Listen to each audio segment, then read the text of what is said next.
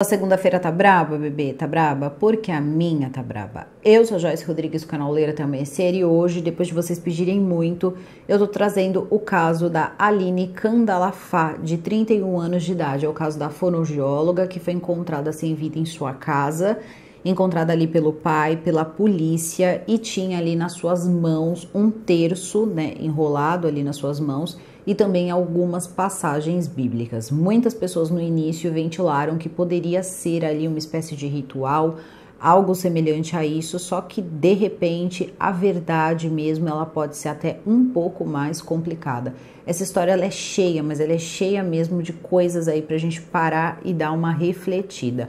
Só que antes aí, até mesmo para melhorar o astral e melhorar aí essa segunda-feira também, eu tenho que dizer para vocês que hoje nós temos a literatura. O desconto chegou caixinha, hoje é dia deles. Bom, se você já me segue há mais tempo, você sabe que já faz muito tempo aí que a gente tem essa parceria com a literatura.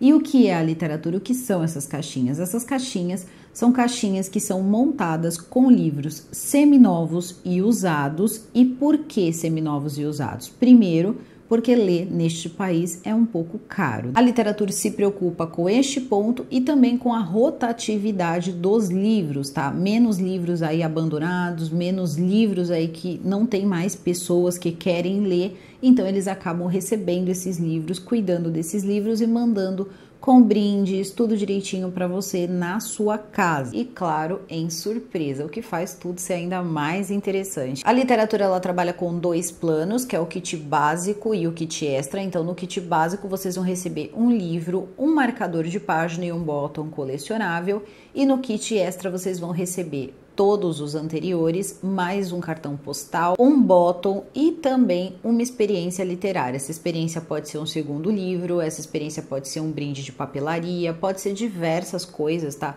Um espelhinho, uma carteira, muita coisa mesmo, ou até mesmo um segundo livro. Esse mês, selecionando a categoria Dark, usando o meu cupom de desconto, que é Lendo com Joyce, tá aparecendo aqui embaixo para vocês, vocês vão ganhar 30% de desconto nas duas primeiras mensalidades, independente do plano que vocês escolherem, e tem mais, vocês ainda vão receber um brinde extra, que pode ser um brinde aí de papelaria, como eu disse para vocês, ou até mesmo um segundo livro. Então você já vai saber que na sua casa vai chegar sim um brinde extra para você aí, se você assinar com a literatura. Só que isso é só para os 50 primeiros, tá? É assim todos os meses e é assim esse mês também. Então, para quem ficou esperando, já tinha gente pedindo lá no Instagram, perguntando, então tá aqui, a literatura já liberou. Não esquece, é só entrar lá no site www.literatura.com.br, escolher o seu plano, colocar o seu cupom de desconto e garantir aí tanto o seu brinde como os seus descontos aí nas duas primeiras mensalidades. E como eu sei que vocês adoram ver o livro que eu recebi, eu vou mostrar para vocês e assim vocês também podem entender aí o que é esse seminovo ou usado aí que eu estou falando para vocês, tá? Usado não significa estragado, tá? Então eu recebi o Doggerland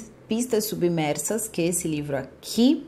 Então vocês podem ver que ele é um livro usado, olha, ele tá meio amareladinho nas páginas, porém ele tá em ótimo estado. Meu marcador de página, meu bottom colecionável e também o meu cartão postal, tá? E o meu bottom é do Corte de Espinhos e Rosas. E também recebi de brinde esse mês, adoro quando vem esses espelhinhos. Esses espelhinhos aqui que sempre tem uma mensagem literária, esse é: os livros são espelhos da alma, tá? E aqui para você colocar na sua boca. Então vai lá, todas as informações aí da literatura, o cupom de desconto e tudo mais vai estar aqui no box de descrição, então é só entrar no site, escolher o seu plano, usar o seu cupom e esperar a sua caixinha aí especial chegar na sua casa, tá bom? E se você já recebeu sua caixinha, quando você receber sua caixinha, tira uma foto, me marca lá que eu reposto, vocês sabem onde, no @Joyce Rodrigues Oficial, por lá. Eu sempre, além de notificar vocês quando sai vídeo novo, sempre que vocês me marcam em uma postagem, eu reposto. Não esqueçam também de verificar a tua inscrição, o sininho de notificação e deixar aquele like pra mim, que eu vou ficar bem contente. Agora eu vou chamar a vinheta e a gente já começa. Então, Penny e Jack, vinheta.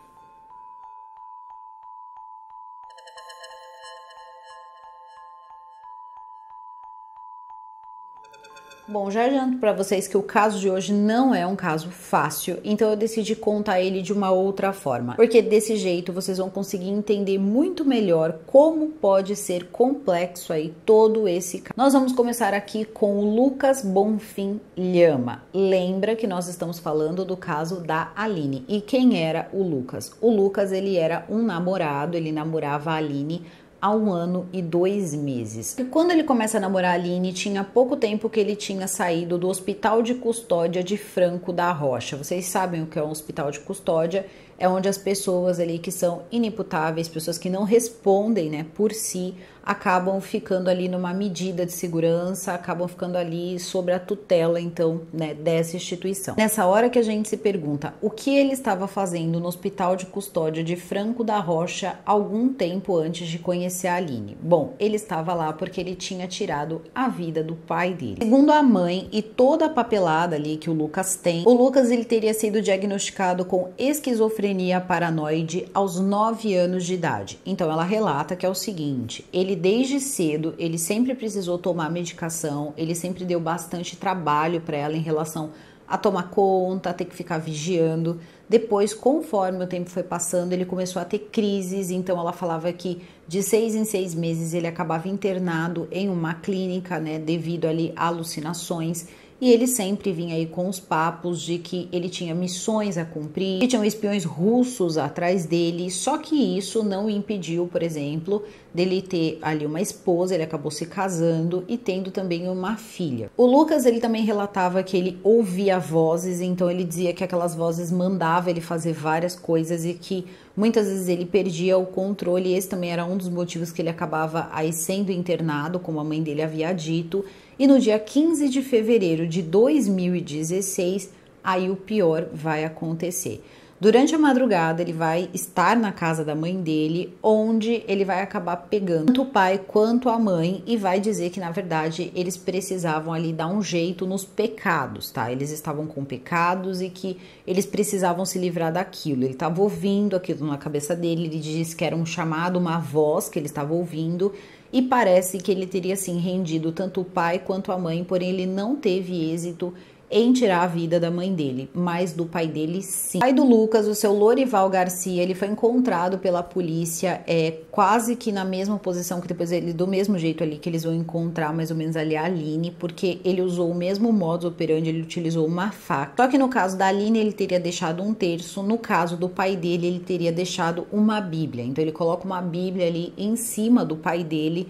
Quando a polícia chega, se depara com aquela cena, a mãe dele estava totalmente ali abalada, também ia tirar a vida dela, só que ali nos 45 do segundo tempo, talvez ali aquela voz tenha dito para que ele não fizesse nada com ela. Então ela permanece ali naquela situação, sabe? O filho fez aquilo com o marido, a polícia estava chegando e então o filho dela é preso. Quando ele é preso, logo de cara, ela vai, conversa com o delegado, ela diz que ele era esquizofrênico desde os 9 anos de idade, ele tinha esquizofrenia paranoide e que também fazia tratamento no Instituto Mário Covas, que eles podiam investigar tudo, que estava tudo lá registrado, que fazia ali muito tempo que ele estava passando por várias crises, onde ele acabava ficando ali totalmente descontrolado, e ela foi explicando tudo isso ali para o delegado.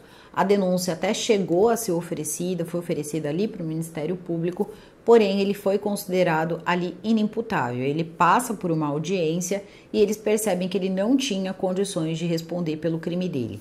Durante ali o período em que ele estava falando com a juíza e tudo mais, ele disse que, na verdade, ele fez isso porque essa era a missão dele. Então, ele tinha que tirar essas pessoas da terra, e também falou alguma coisa a respeito da máfia russa. Talvez tenha sido a primeira vez que ele falasse sobre essa tal, né, máfia russa. Bom, não sendo preso, né, da forma convencional, pegando uma pena e tal, então ele recebe uma medida de segurança, porque é assim que funciona com as pessoas que não respondem, né, pelos seus crimes. Então ele vai para o Hospital de Custódia Franco da Rocha, onde ele vai passar ali um tempo.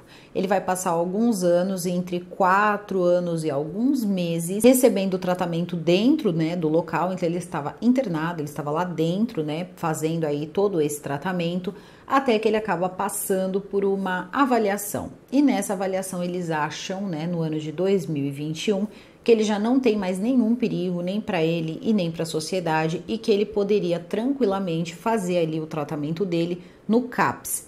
Então, nessa hora, a mãe é chamada até o local e ela passa então a ser a responsável, né, a responsável ali legal e também responsável pelos tratamentos médicos, tudo, né, ser responsável, na verdade, pelo Lucas. E o Lucas moraria então com ela, moraria na casa dela, ela administraria tudo, ele seria uma pessoa ali interditada e ela teria que fazer todas as coisas ali para ele. E ela não nega que mesmo com tudo que aconteceu, ele era o filho dela e que ela tinha ali que, enfim, tomar conta dele, cuidar dele, e é justamente isso que ela vai fazer. Então, no ano de 2021, ele sai do Hospital de Custódia de Franco da Rocha e vai para a casa dela. Tem uma entrevista dela onde ela disse que ele tomava de 3 a 4 remédios. Isso me deixou um pouco alarmada, porque, na verdade, quem tinha que dar esses remédios ou ter mais ou menos uma noção de quanto remédio ele tomava era ela. Então, ali entre 3 e 4. Quando a gente fala de esquizofrenia, 3 não são 4, 4 não são 3. Então ela fala, né, justamente isso. E o engraçado é que no dia que ela fala sobre isso, ela não fala que é a mãe dele.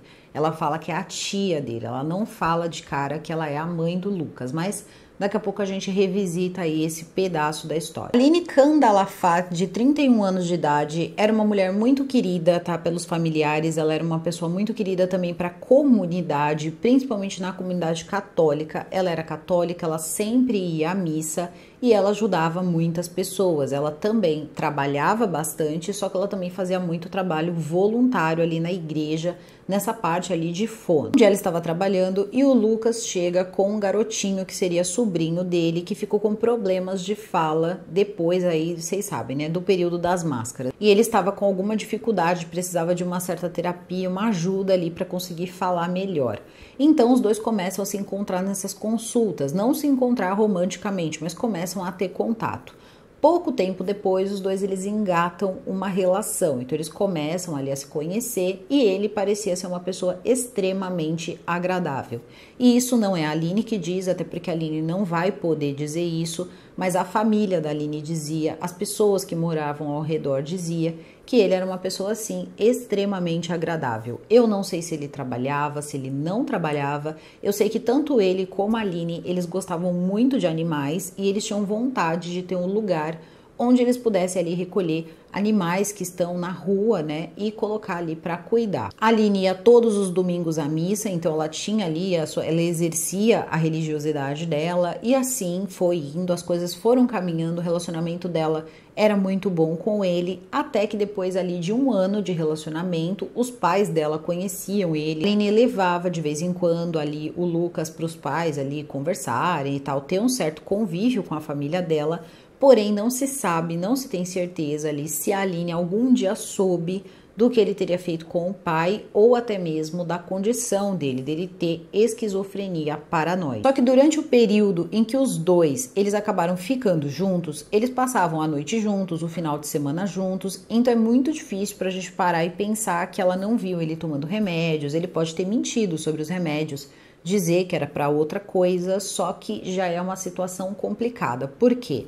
Eu penso da seguinte maneira, a mãe nessa hora, ela podia ou ter dado um toque para a Aline, olha, Aline, ele tem, né, um problema e tal, até mesmo para a Aline ficar de olho, porque vocês já vão entender mais ou menos o que vai acontecer, se ele estava tomando as medicações ou não, e também avisar ela de que tinha acontecido uma coisa, até porque ela conheceu esse rapaz, ela não tinha ideia, né, que ele teria feito isso com o pai, e aí seria da cabeça dela, da escolha dela.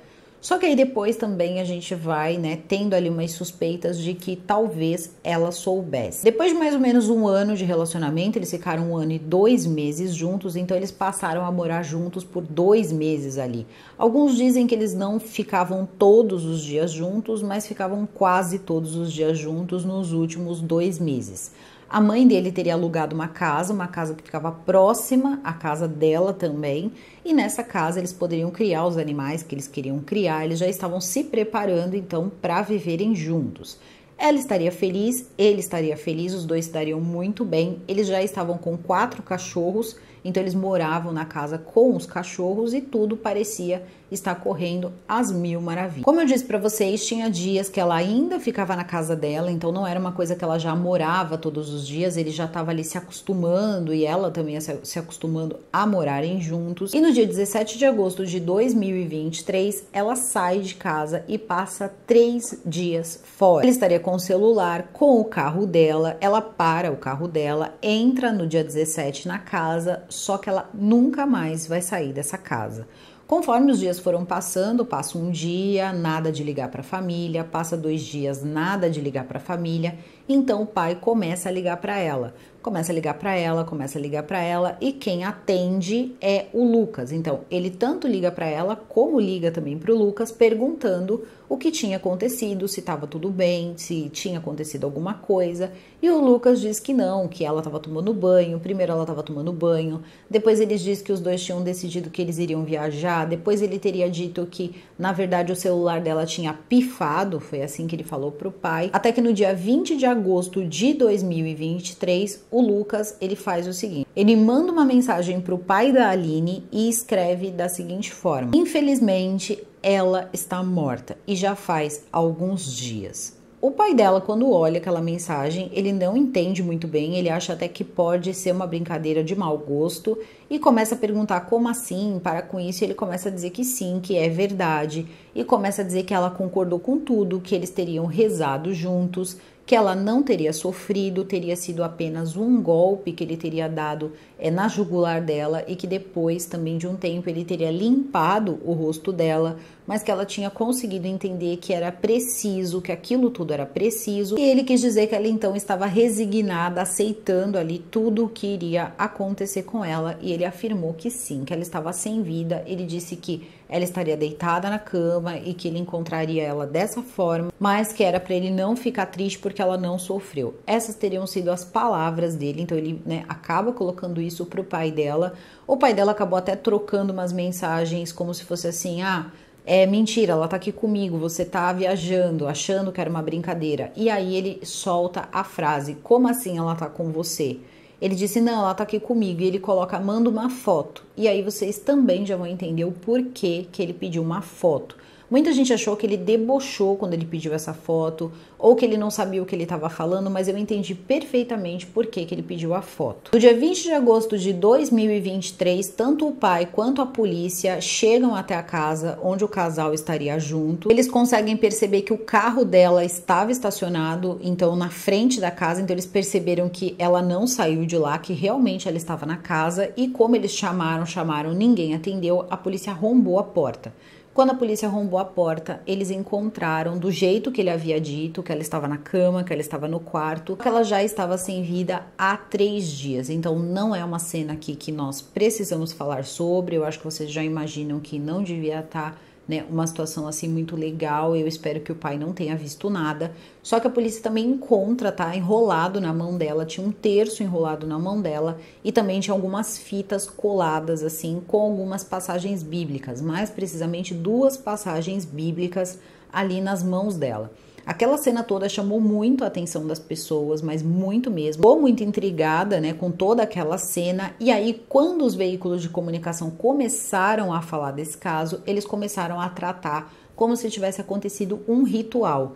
Quando, na verdade, a gente vai perceber que não tem nada a ver com isso. A gente já percebeu que quando ele acabou tirando a vida do pai, ele também deixou uma Bíblia, ele também usou ali também uma arma branca, usou uma faca. As 2 pessoas que ele teria tirado a vida meio que em algo ligado à religião ou algo semelhante a isso. E ele já tinha dito também quando ele foi preso, em questão ao pai dele, que ele, na verdade, estava cumprindo uma missão. Então, automaticamente a gente pensa que essa missão seria alguma missão religiosa, sabe-se lá o que estava passando pela cabeça dele. Ele estava em surto, E é muito difícil para as pessoas entenderem isso. Pessoas em surto, elas de verdade não sabem o que estão fazendo. Eu sei que é extremamente difícil para a gente conseguir entender isso, Como que alguém entra em surto, faz uma coisa dessa. Só que, de fato, quando uma pessoa está em surto, essas coisas acontecem. Então, são coisas que aí a gente percebe que sim, isso se trata de surto. E aí vocês vão vendo aí como as coisas se desenrolam. Aí você fala, essa pessoa, ela tá perturbada, ela tá... Não, gente, ela está em surto e ele tinha uma doença. E tem mais também que piora muito a situação de uma pessoa que tem esquizofrenia. Quando ele tinha 15 anos de idade, ele começou também a passar por várias clínicas de reabilitação. Isso aí eu acabei pegando essa informação no G1, que diz o seguinte, que ele começa a fazer utilização de substâncias ilícitas e a mãe com medo ali, porque ele fazia a utilização e parava os remédios, e aquilo tudo se transformava numa coisa ali incontrolável. Então ela colocava ele em uma clínica de recuperação. Ele ficava um tempo, voltava para casa, depois ele acabava ali tomando os remédios dele, depois ele parava os remédios dele, e foi em uma dessas paradas de remédio que acabou acontecendo o pai. A conversa que, assim, eu acho que deveria ter acontecido pro bem de todo mundo, que era dizer, olha, você tá com o Lucas e o Lucas, ele tem esse problema, ele já chegou a fazer tal ato, eu sei que deve ser difícil falar sobre isso, só que foi uma coisa que aconteceu. Acredito eu que o período que ele passou com ela, esses 2 meses que os dois ficaram muito juntos, ele devia estar muito feliz e ele acabou parando os remédios. Não dá para saber também se ele não teria feito, né, uma vez também que ele começou a sair um pouco da casa da mãe dele, se ele não teria recaído e feito uso ali de alguma substância ilícita também, que acabou se misturando ao remédio dele, acabou levando ele a um surto, e durante o surto, ele acabou tendo esse surto meio religioso, e acabou também tirando a vida da Aline. Então, todas essas coisas, elas são importantes sim da gente parar para pensar. E outra coisa também, na casa dele, ele tinha a mãe que tomava conta se ele tomava o remédio, se ele não tomava o remédio. Agora, na casa, com a Aline, quem tomava conta? Ele tomava conta dele? Não dá, tá? Simplesmente não dá.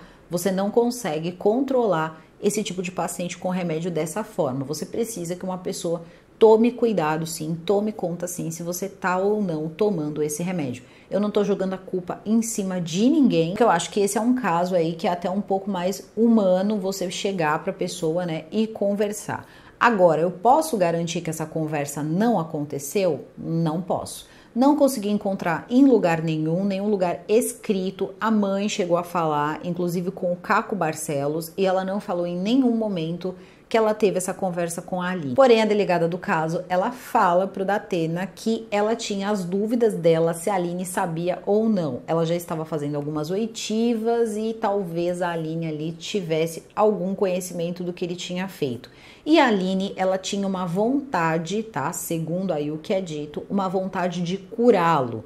Ela achava que ela conseguiria ajudá-lo aí a se tratar, ela conseguiria ajudá-lo aí a se recuperar.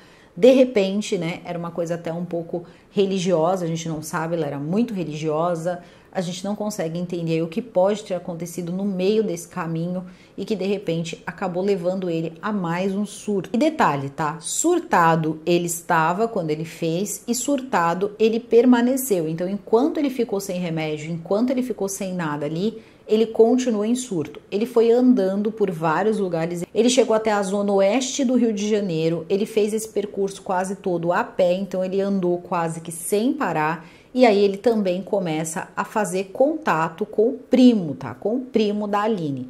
A família estava totalmente arrasada, foi uma coisa que a polícia teve que lidar com muito cuidado, eles também não sabiam se ele não poderia fazer mais vítimas durante o caminho, então essa também era uma preocupação, e descobrir também onde ele estava. Até então ninguém tinha a menor ideia de onde ele tinha ido parar. Logo depois que ele fala com o pai da Aline, ele desliga os telefones. Desligando os telefones, não tinha como a polícia saber onde ele estava ou o que ele poderia estar fazendo. Então o que acontece? Quando ele entra em contato com o primo da Aline, o primo da Aline primeiro fica muito irritado, muito aborrecido, quer fazer um monte de coisa. Nessa hora a pessoa quer xingar, nessa hora a pessoa quer fazer, é natural, é humano. Só que ele faz o seguinte, ele liga para a polícia. Então ele fala com a delegada e a delegada diz o seguinte: você precisa dar corda para ele, você precisa ir levando ele na conversa para a gente poder aí fazer uma interceptação telefônica, a gente tentar saber qual é a localização dele. Quando ele começa a fazer isso, o primo da Aline, então, vai dando corda para ele. Tem até um áudio onde ele está chorando, porque ele diz que está com muita saudade da Aline, que ele não sabe por que tiraram a Aline dele. Ele teria sonhado que a Aline estava num lugar muito bom, só que a Aline tinha saudade da família e tinha saudade dele também. E ele chorava, assim, copiosamente. Dava para perceber que não era um choro falso e o primo tentando ali, né, pegar e segurar um pouco a conversa para eles conseguirem esses dados. Só que a delegada percebe que ele não parava num lugar, ele continuou se deslocando, ele continuava andando, ele continuava saindo do lugar, ele não parava de andar. Logo, eles foram dando espaço para ele voltou a falar com o primo dela, tá? Com o primo da Aline, e aí ele começou a contar o que aconteceu. Talvez o primo tenha perguntado o que aconteceu, algo parecido com isso. Eles não podiam ter feito aquilo com a Aline. E aí ele começa a falar, eles quem? E aí é quando ele fala, a máfia russa. Então ele disse que essa tal máfia estava atrás dele, a vida dele estava em perigo, a vida do primo dela estava em perigo, a vida de todo mundo estava em perigo, e por culpa deles, ela não estava mais com ele, então não era mais um delírio religioso, aí já tinha virado uma questão toda de tem pessoas me perseguindo, e também é o seguinte, também vai ser perguntado algumas vezes para esse primo se ela havia ressuscitado. Sim, ele vai fazer essa pergunta para ele. O Lucas, ele acreditava que ela poderia ressuscitar. Ele faz essa pergunta várias vezes e aí a gente entende por que quando o pai da Aline disse que ela não estava ali naquelas condições, que ela não estava sem vida e que ele estava com ela, ele pediu uma foto. O pai encarou aquilo como um deboche. Mas não foi um deboche, na verdade ele achava mesmo que ela poderia estar viva, porque ele tinha quase certeza que ela iria ressuscitar. Ela poderia ter se arrependido dos pecados e acabou ressuscitando, então talvez ele acreditasse nisso também.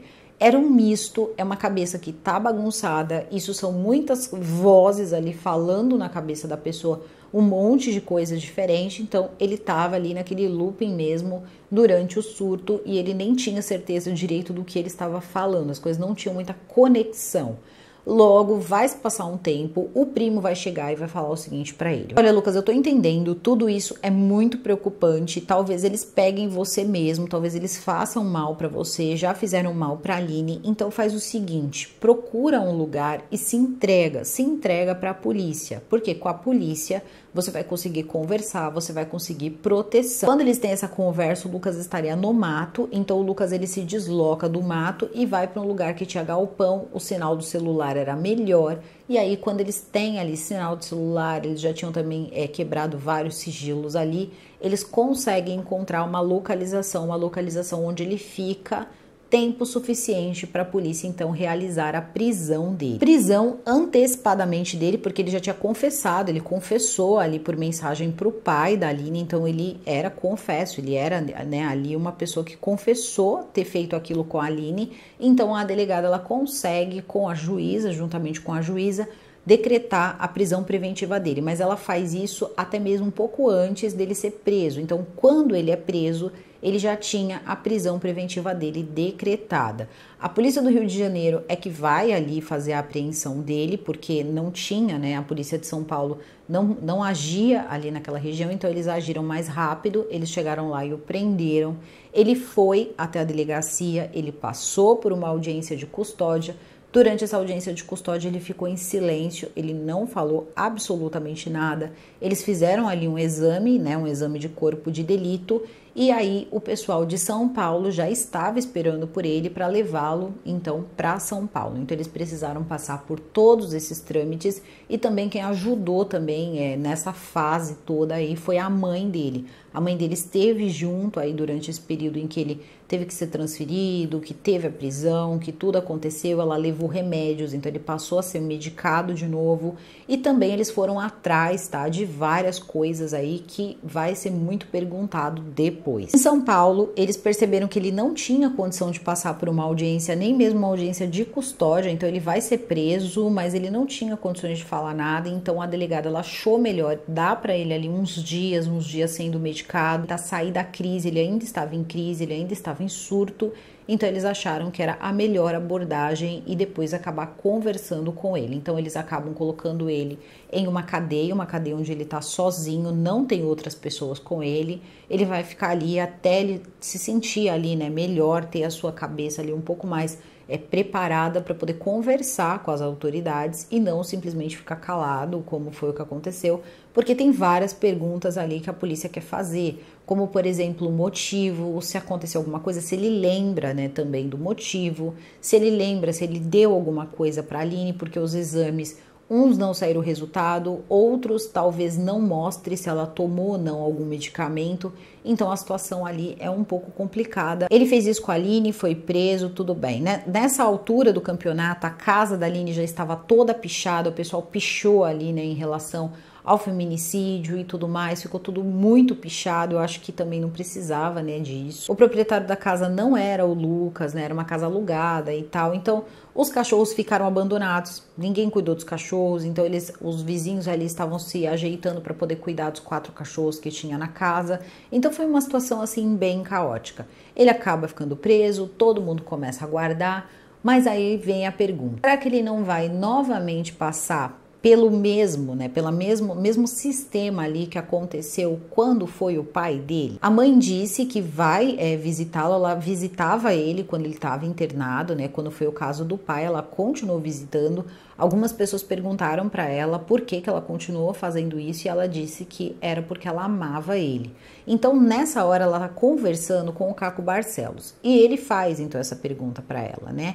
E ela começa a responder, ela fala que ele era uma pessoa que ela tinha um pouco de receio, sim, dele estar em casa, mas que ela o amava porque ele era filho dela. E aí ela vai falando, só que no começo da entrevista ela não diz que é a mãe dele, ela diz que é a tia dele. O Caco Barcelos está procurando pessoas ali para conversar. Conheciam o Lucas, então eles falam com alguns vizinhos que não imaginavam que o Lucas poderia fazer uma coisa dessas, porque ele era uma pessoa muito gente boa e tudo mais. Lembrando que o que aconteceu com o pai aconteceu em outra cidade, então talvez ali muitas pessoas nem mesmo soubessem aí do que tinha acontecido com o pai dele. E aí a hora que, né, essa moça, ela aparece, essa senhora, ela aparece e pede para que eles tirem as câmeras e ela começa a conversar.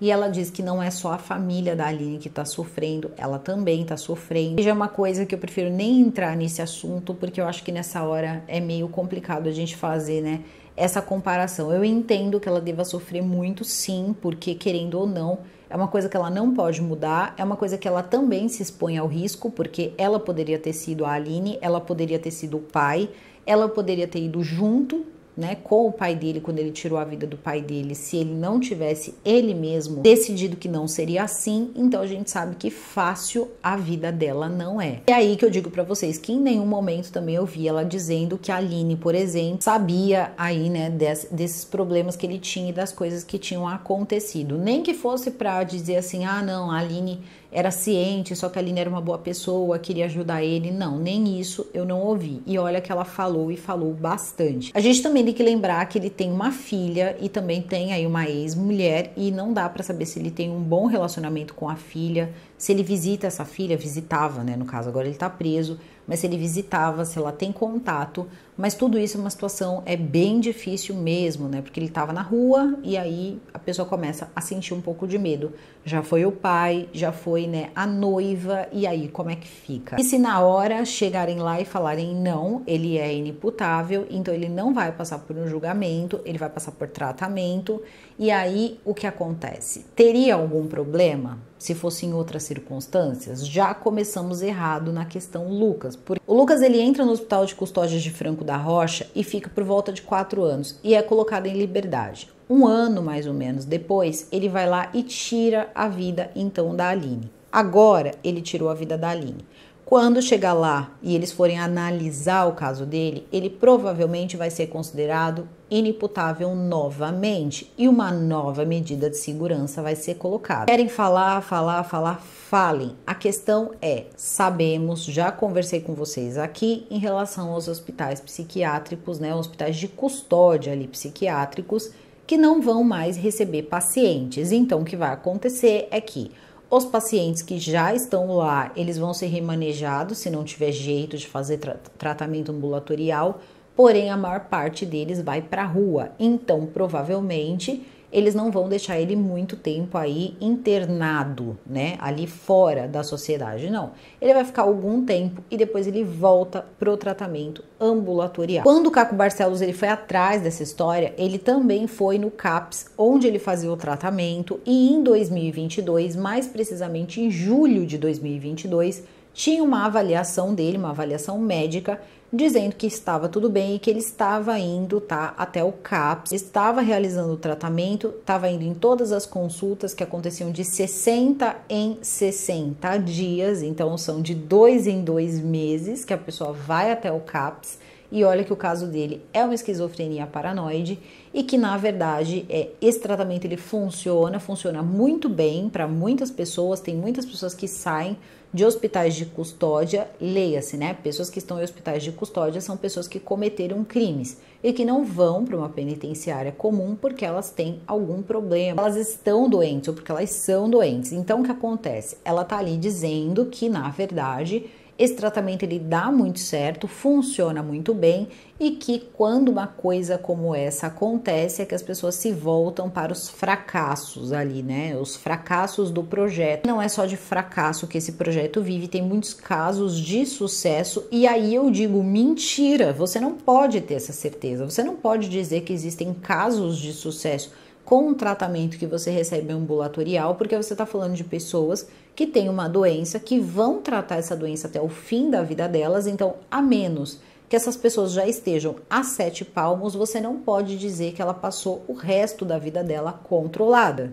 né? Nem mesmo ela que tá lá, que é responsável pelo projeto, ela não pode fazer isso, porque uma pessoa que tem uma doença, ela pode se entrar em surto, indo da linha em algum momento. Eu não tô dizendo nem que a pessoa fica encerrado a vida inteira no hospital psiquiátrico é certo, ou que a forma ali que eles são tratados é certo ou errada, não. Só que eu acho que tinha que ter sim ali um caminho do meio, de repente um hospital com mais tratamento, um pouco mais de humanidade e um hospital fechado. Sim, um hospital que as pessoas ficassem fechadas.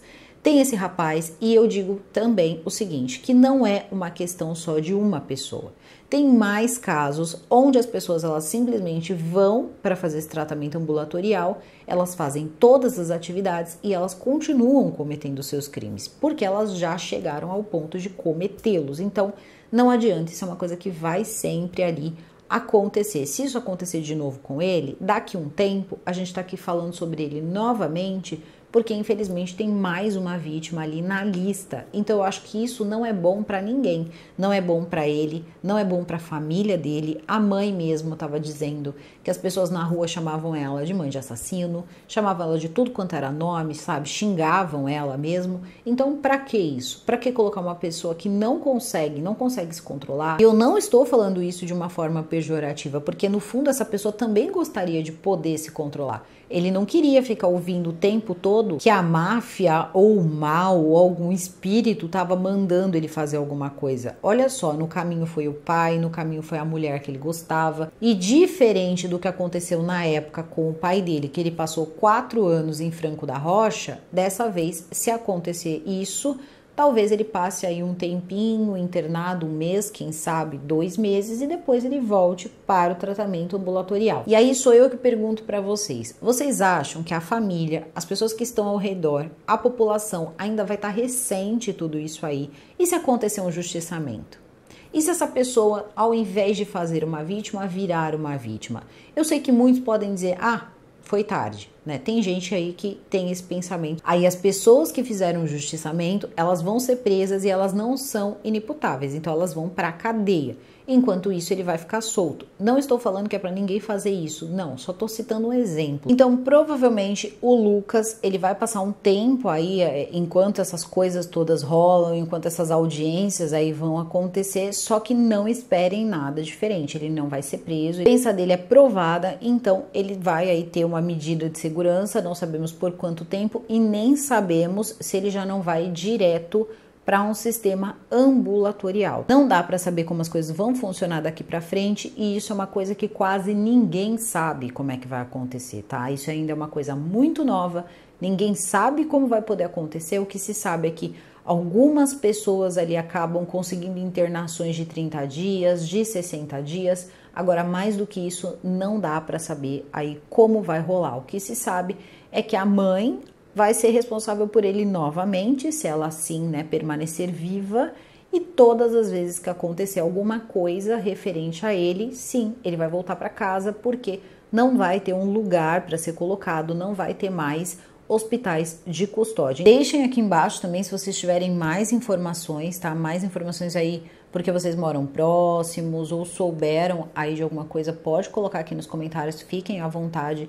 Deixem aí sugestões de casos também, que é bem importante, assim como vocês deixaram esses. Os meus sentimentos para a família da Aline. Eu vou ficando por aqui, o vídeo fica por aqui. Eu desejo a todos vocês uma excelente semana. Super beijo e até o próximo vídeo. Fui!